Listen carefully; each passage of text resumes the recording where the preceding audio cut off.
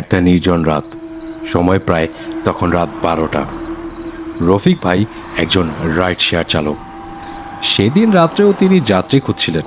হঠাৎ অ্যাপে একটা রিকোয়েস্ট এলো, গন্তব্য আজিমপুর কবরস্থান। ভয় পেলেও টাকার জন্য সে রাজি হয়ে গেলেন।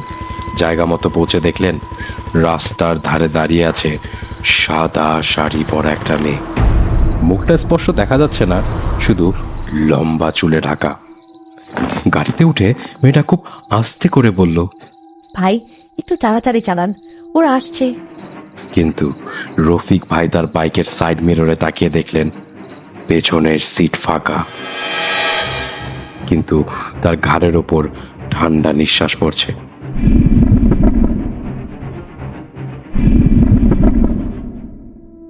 সে রাতে রফিক ভাই শুধু চিৎকার করেছিল, কিন্তু কেউ তার কণ্ঠ শুনতে পায়নি।